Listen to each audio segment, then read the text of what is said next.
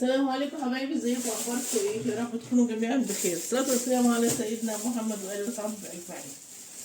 احنا هنعمل مع بعض دلوقتي ايه؟ هنعمل مع بعض الطحينه، نعملها في البيت. تمام؟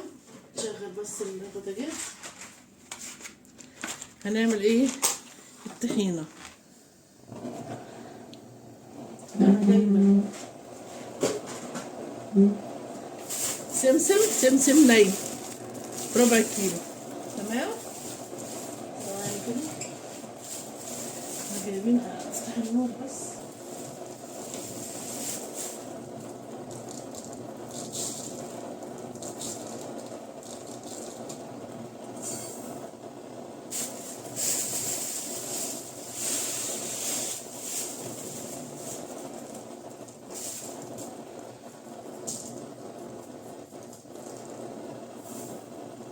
ده ربع كيلو سمسم. تمام كده.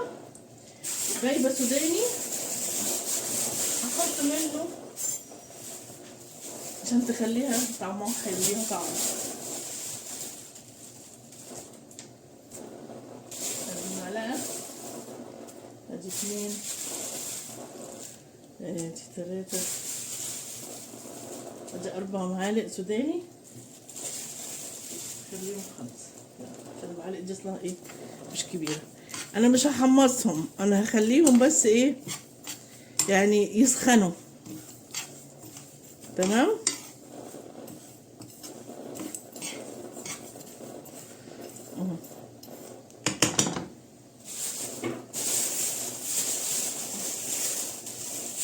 السوداني بيخليها ليها طعم يا جماعه حلوه. يعني انا شفت بصراحه كذا وصفه على النت. احسن وصفه بيقول لك اللي فيها السوداني بتديها طعم، اللي من غير سوداني بتبقى خفيفه قوي. اللي فيها سوداني بتديها تقل شويه كده وبتبقى حلوه. هنحط لها دقيق برضو. تمام. عشان برضو بيقولوا اللي من غير دقيق، يعني انا شفت كذا طريقه، فاحسن طريقه اللي انا هعملها معاكم دي. انا بصراحه اول مره اعملها فقلت ايه نعملها مع بعض، ان شاء الله تطلع حلوه. احنا عايزين نسخنها. تمام، عشان نطرد منها الرطوبه عشان تعيش معانا.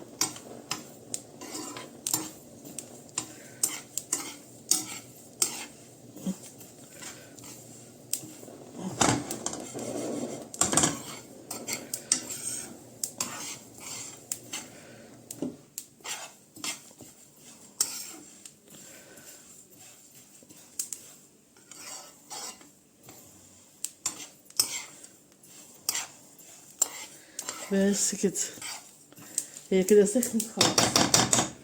نجيب بقى طبق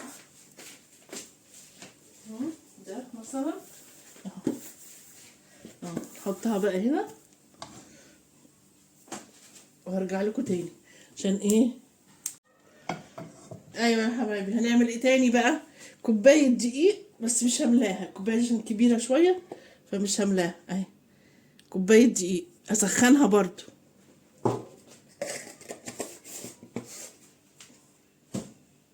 هنسخنها برضو. تمام. هي الطاسه سخنه،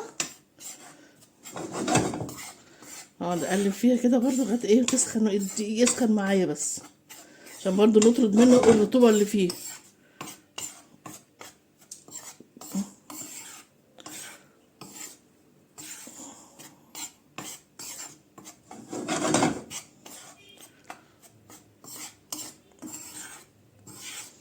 يبقى حطينا ربع كيلو سمسم، حطيت عليهم 5 معالق سوداني.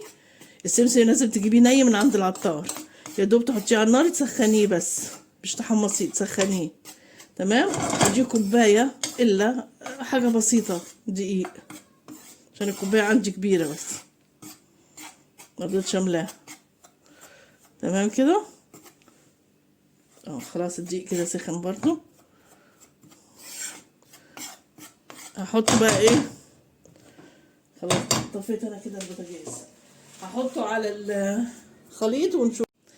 ايوه يا حبايبي، انا حاولت اطحنها في الكبه ما اتطحنتش قوي، فبطحنها في المطحنه بتاعت الخلاط.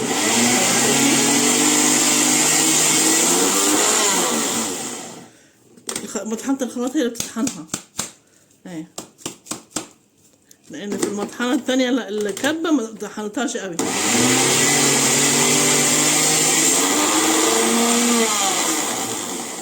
بس كده اهي، شايفين عملت ازاي؟ شايفين عامله زي العجينه ازاي جوه؟ اهو طحنت دول، فاضل بس دور واحد، وبعدين نحطها بقى بعد كده في الخلاط ونحط لها الزيت. ثواني نحط بقى تاني اخر شويه اهو، واشيل الكلب دي بقى بيت عشان ايه نعرف نشتغل اهو. اخر شويه حطيتهم في المطحنه.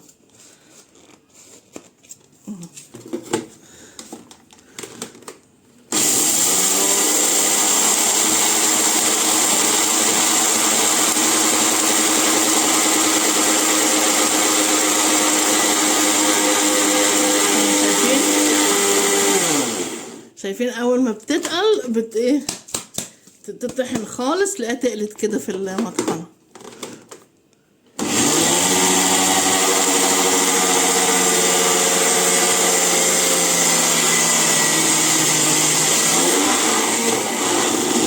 بس كلها اتحولت لعجينه اهي، شايفين كلها اتحولت لعجينه ازاي اهي، شايفين اهي بقت عجينه كلها. خلاص نحطها بقى بعد كده بقى ايه في الخلاط، دور الخلاط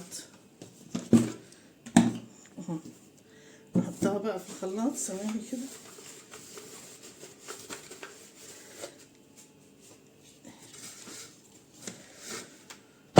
هنحط الاول الزيت. نحط الاول الزيت، هجيب نفس الكوبايه وتحطي زيت نضيف، مش لازم يكون زيت ذرة يا جماعه. ثواني بس افتح، مش لازم زيت ذرة، المهم ان الزيت يكون نضيف ملوش ريحه. هنحط الزيت الاول، هنحط ادي، يعني طبعا مش هقدر اعملهم على مره واحده، هعملهم على مرتين، فاحط ايه نص الكوبايه، ولو عايزه زيت تاني نحط، لو لقيناها تقيله وعايزه زيت تاني نحط، وهحط برضو كميه بسيطه من تمام، ونحط عليها ملح حاجه بسيطه قوي. ليه بقى؟ اولا نديها طعم، ثانيا بيحفظها، بس ما نكترش، عشان لو استخدمناها مثلا نعمل بيها اي حاجه حلوه، يعني مثلا حطيناها على عسل كده يعني. بس شايفين حاجه بسيطه اهي، يعني حاجه بسيطه كده على طرف المعلقه. خلاص نحط بقى الخلاط، نغطي. بسم الله الرحمن الرحيم.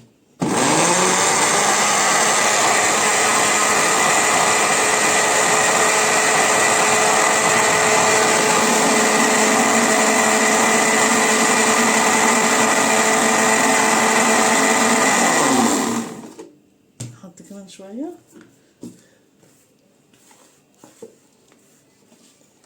هتعوز دقيق اكتر، قصدي هتعوز زيت اكتر عشان انا حاطه دقيق. اللي بيحط دقيق بتحتاج تقريبا كوبايه ونص، كوبايتين كده يعني.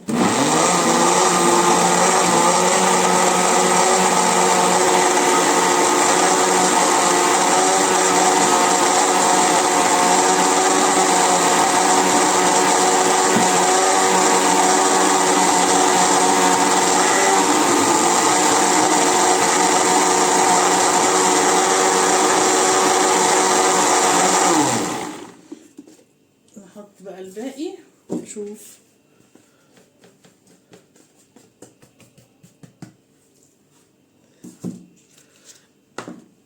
هتحتاج طبعا زيت، يبقى احنا كده حطينا تقريبا كوبايه ونص زيت.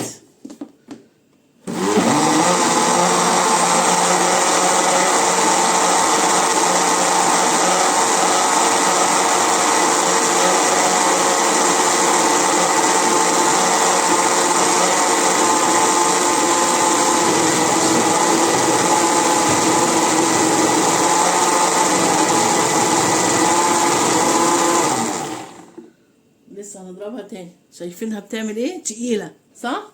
لو لقيناها تقيلة نخففها بالزيت. ثواني اجيب معلقة، اجيب سباتولا احسن عشان ايه لو في حاجة في الجناب كده انزلها، ونخليها تضرب تضرب لغاية ما ننعمها خالص. اهي شايفينها عاملة ازاي؟ مش هنحط زيت تاني، لا خلاص كفاية كده عشان ما تخفش عن كده.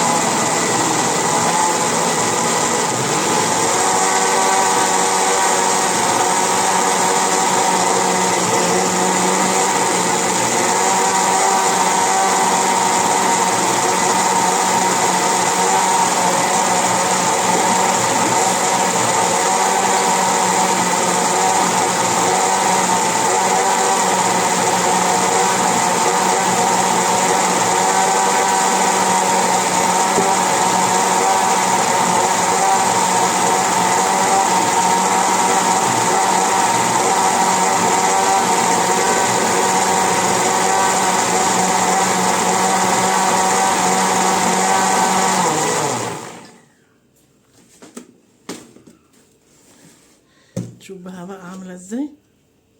شايفين يا جماعة شكلها؟ اهي شايفين شكل الطحينة؟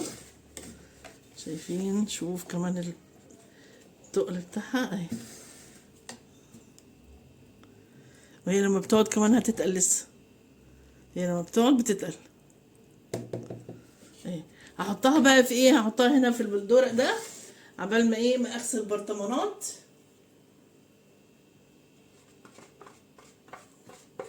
قبل ما اغسل برطمانات وانشفها كويس قوي، اجهز عندي برطمانات. لان بصراحه كده طلعت في دماغي اقوم اعملها، ما كنتش مجهزه نفسي يعني. لقيت عندي السمسم وعندي السوداني، قلت ايه اقوم اعملها.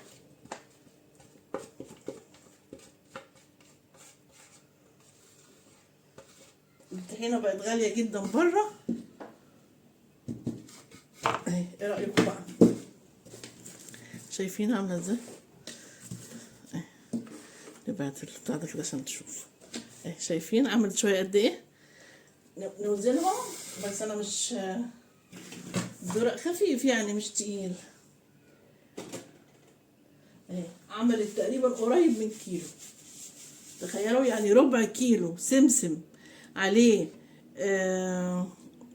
5 معالق سوداني، عليهم كوبايه ونص زيت، عملوا كيلو الا حاجه بسيطه. كيلو الا حاجه بسيطه يعني، خلاص قربت يبقى كيلو. تخيلوا اهو. شايفين؟ تحفه تحفه وموفره وجميله جدا. حطيها بقى في البرطمان تمام، وحطيها في التلاجة تبقى معاكي زي الفل. تعملي سلطه طحينه، تعملي بابا غنوج حطي عليها، اي حاجه مثلا تحطي طحينه على عسل وتاكلي، يعني تصرف في حاجات كتير. تمام. يلا ابقى اعملوها بقى يا جماعه. حلوه اهي، جميله وموفره، مش سهل يعني، مش مكلفه قوي، ومش مش صعبه. عمايلها مش صعبه. اهم حاجه انك انت بتروحي ضربه ده في المطحنه، لان في الكبه ما ينفعش معايا، لقيتها لسه خشنه برضه في الكبه، لان احنا عايزينها يعني تتعجن، تطلع الزيت اللي فيها. السمسم يطلع الزيت اللي فيه، والسوداني يطلع الزيت اللي فيه، تبقى عامله زي العجينه. تمام.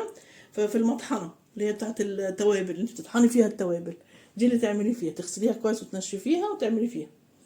تمام. وبعد كده بتحطيها في الخلاط، ده ضروري بقى في الاخر تحط في الخلاط، ومعاها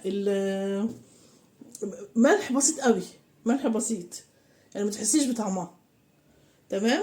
والزيت في الخلاط، بس تتضرب كتير بقى لغايه لما تلاقيها نعمت معاكي خلاص، بتروحي بقى موقفه الخلاط. خلاص كده. يلا اعملوها يا جماعه بقى، يلا. تمام. متنسوش اللايك يا حبايبي.